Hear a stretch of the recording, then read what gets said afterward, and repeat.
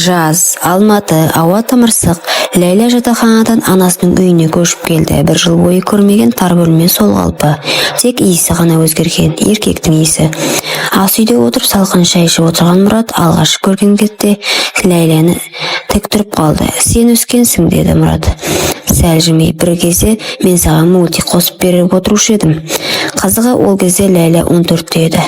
Қазір 19-та. Ал мынау көз алдындағы ер адам анасының күйеуі, бірақ бөтен, жақында емес, алыста емес. Мұраттың да көзі үнемі Ләйләға түсіп кететін. Оның белі бұрынғыдан жіңішке, ал жүрісі әйел сияқты. Анам қайда, деді Ләйлә даусын қатайтып. Жұмыста, кеш келеді. Кеш болды, анасы әлі жоқ. Ләйлә душқа кірді. Есік сәл ашық қалған. Сол сәтте дәлізден өтіп бара жатқан Мұрат бір көзімен көлеңке арқылы қыздың жалаңаш иығын шалып қалды. Іші от болып кетті. Жоқ, бұл дұрыс емес, деді ішінен. Ал Ләйлә көрпесіне оранып жатып, еркек иісін сезіп, жүрегінің терең түкпірінен бір нәрсенің оянғанын байқады. Бұл еркекке бұрын соңды олай қарамаған. Бірақ енді ол бөтен емес, тым тартымды. Таң, ас үйде Ләйлә жалаңаяқ, үстінде қысқа халатпен шай қойып жүр. Мұрат терезенің алдында кофе ішіп тұрған. Оның көзі Ләйләнің балтырына түсіп кетіп, жылжып жоғары өрледі. Халаттың ішінен қыздың жалаңаш денесі білініп тұр. Кешіріңіз, оянғаныңызды байқамаппын, деді Ләйлә. Әдейі мойнын көрсетіп, шашын артқа жинай отырып. Мұрат үнсіз, қолындағы кесе сәл дірілдеді. Мен киініп келейін, деді ол. Бірақ орнынан қозғала қоймады. Ләйлә арт жағымен оған арқасын беріп ыдыс-аяқ жуып жатты. Мұраттың көзі қыздың жамбасының астына түскен халаттың жиегіне қадалды. Тым қысқа. Тап сол сәтте Ләйлә білмегендей артына бұрылды. Көздері түйісті. Жақсы ұйықтадыңыз ба, деді ол жай ғана. Бірақ үні еліктіргіш еді. Мен бе? Бүгін бір түрлісің. Мүмкін мен бұрынғы қыз емес шығармын. Екеуінің арасында үнсіздік орнады. Тек шәйнектің ысқырығы ғана тыныштықты бұзды. Бірақ ол дыбыс іштеріндегі жалындап тұрған тыйымсыз сезімді тоқтата алмады. Мұрат есін жиғандай басын шайқап ас үйден шықты. Ләйлә күлімсіреді. Кешке қарай аспанды бұлт торлады. Найзағай ойнап жаңбыр шелектеп құйды. Анасы қонаққа кеткен еді. Сол қонақтан келмейтінін хабарлады. Түнде қонып қаламын, деді құрғақ үнмен. Сол сәтте жарық сөніп қалды. Ләйлә телефон шамын жағып бөлмеден шықты. Мұрат, жарық жоқ, деді ол, даусын сәл қорқынышты етіп шығаруға тырысып. Білемін, деді Мұрат, қасықпен кофе араластырып. Шам іздеп едім, маған қорқынышты, деді Ләйлә сабырмен. Сен бала сияқтысың ба? Жоқ, сен қыз сияқтысың, деді Мұрат. Алғаш рет шекарадан аса жаздаған үнмен. Жанасу, кездейсоқ білектері бір-біріне тиді. Сол сәтте екеуі де тоқ соққандай селк етті. Қолың суық екен, деді Ләйлә. Ал сенің алақаның? Мұрат бір сәт үндемей қалды. Сосын жылы екен. Тыныштық. Найзағай жарқ етті. Шам жарығы Ләйләнің бетіне түсті. Еріндері сәл ашық, көзі терең әрі нұрлы. Оның халаты түнде одан да қысқарды.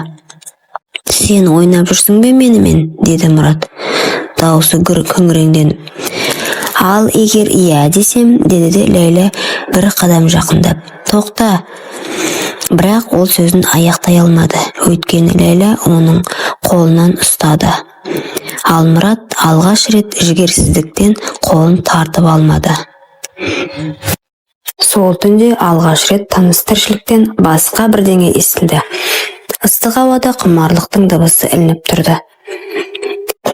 Жаңбыр үдей түсті. Үйде қараңғы. Тек шамның әлсіз жарығымен екі дененің жылуы ғана бар. Мұраттың жүрегі дүрсілдеп соғып тұр. Ләйләнің алақаны әлі де оның қолында.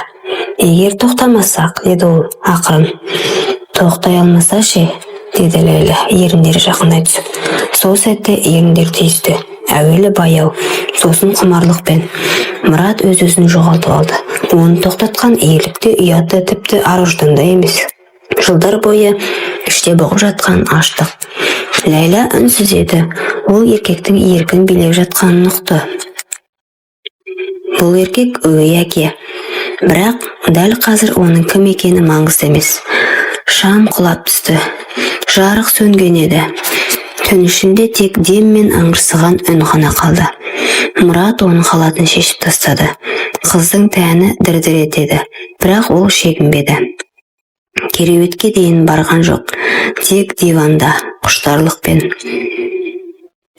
Мұрат Ләйләнің бұлтиған қос анарынан құшарлана сүйіп құшақтады. Қақиған айғырын Ләйләнің үңгіріне соққылап рахат сезімге ұласты. Бәрі аяқталған соң үнсіздік орнады. Мұрат терең дем алып жатты. Біз мұны істемеміз керек еді, деді ол. Бірақ біз істедік, деді Ләйлә, көрпесін жамылып. Енді бәрі өзгерді. Сол сәтте екеуінің өздерінің не істегенін сезінбеді. Тыйым бұзылды, артқа жол жоқ. Таң атты. Мұраттың жанын кінәлілік күйретіп жатыр. Ол ұйықтамаған. Жуынбастан жұмысқа кетіп қалды. Артында тек қырынбаған жүзі мен ішіндегі арыждан арпалысып қалды. Қалай мен бұған бардым? Ол қыз, ол әйелімнің қызы. Ал Ләйлә төсекте шалқасынан жатыр. Көзінде қуат. Енді бәрі менің қолымда. Ол мені қалайды. Ол айна алдында тұрды. Өзінің тәніне қарап кешегі іздерді есіне алды. Түндегі жігерсіздік емес, еркектің шын құмарлығы сезілді. Бірақ оның өзіне деген сенімін еселеп жіберді. Кешке Мұрат жұмыстан шаршап келді. Есіктен кіре сала көздері қайта түйісті. Кешіктіңіз ғой, деді Ләйлә сықылықтап. Мені сағындыңыз ба? Ләйлә, деді Мұрат сәл ашулы үнмен. Кеше не болғанын ұмытайық, бұл дұрыс емес. Жақсы, ұмытайық, бірақ анама айтайын ба, деді ол кенет байыппен. Мұраттың жүзі бозарып кетті. Не? Жоқ, жай қалжың ғой. Ол оның жанына келіп мойнынан иіскеп. Бірақ сен менің денемді ұмыта алмайсың. Өзім де сені түнде ойлап ұйықтай алмаймын, деп сыбырлады. Мұрат оның орнынан тұрып кетпек болды, бірақ қыз оның белінен ұстап қалды. Тағы да қаламайсың ба, деді ол еріндерін тістеп. Мұрат үндемеді. Бұл үнсіздік келісім еді. Соңғы аптада бәрі өзгерді. Мұрат бұрынғыдай емес, үнемі ойда, көңілі алаң. Ал Ләйлә керісінше жайнап жүр. Үстіндегі киім қысқара түсті. Дауыс ырғағы сызылып шықты. Тіпті анасының алдында да ашық ойнап жүр. Бір күні таңғы асты, анасы күлімсіреп отырып, қызық, Мұрат, сен менің қызымды бұрынғыдан да жақсы көріп кеткейсің ғой, дейді. Мұрат қасы түсіріп алды. Қайдағы сөз, ол бала. Бала деп атауға аузың барса, деді анасы бір түрлі үнмен. Ләйлә үндемей шай ішіп отырды. Кешкісін Ләйлә мен Мұрат тағы оңаша қалды. Ол күдіктеніп жүр, деді Мұрат терезеден қарап. Сен қобалжыған сайын ол байқайды, деді Ләйлә. Ол еркектің артына келіп мойнынан құшақтады. Сен енді менікісің. Қалағанымда келесің, айтқанымды істейсің, әлде бас тартқың келе ме? Сен бұл ойыңды тым алысқа бара жатырсың, Ләйлә. Жоқ, Мұрат, ол ойын емес, бұл билік. Мен сені бақылап отырамын. Ал егер анаңа айтып қойсаң, не болады? Айтпаймын, сен ұнайсың. Бірақ сен менімен болғың келсе, бәріне төзесің. Мұрат үнсіз қалды. Оның құшағында тұрған қыздың иісі есін алды. Ол өзін әлсіз сезінді. Бір қыздың құшағында тұрып, өз үйінде тұтқын болғанын түсінді. Сол түні есіктің арғы жағынан дыбыс шықты. Анасы ұйықтай алмай дәлізге шыққан. Қыздың бөлмесі жарық, есігі жартылай ашық еді. Ішке үңілді, ешкім көрінбейді, бірақ шам жанып тұр. Тек аяғының ізі жатын бөлмеге қарай. Мұрат, деді ол түн ортасында. Иә, деген дауыс шықты жанынан. Қыздың бөлмесінде жүрсің бе? Жоқ, жай шамын өшіріп жатыр едім. Күдік қоюлана түсті. Келесі күн анасы күтпеген жерден үйден шығып кетті. Түстен кейін келем, деді. Бірақ ол кетісімен Ләйлә ваннада тұрды. Сүлгісімен.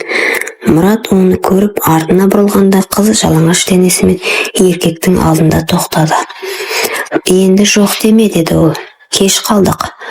Ол оны құшақтады. Еріндері түйісіп, ыстық бұл ваннаның ішін басып кетті. Бұрынғыдан да жабайырақ, құмарлықпен. Дәл сол сәтте есік сықырлады. Анасы келіп тұр. «Ләйла», деді ол, «үйде ешкім жоқ». «Ешкім жоқ па?» Ваннада үнсіздік. Екеуі қатып қалды. Сүлгі жерге түсіп кеткен. Ләйла Мұраттың денесіне жабысып тұр. «Мені жасыр», деді ол ақырын. Мұрат үнсіз есіктің жауып, қызды душтың артына жасырып үлгірді. Анасы кіріп келді. «Мұрат, кім бар?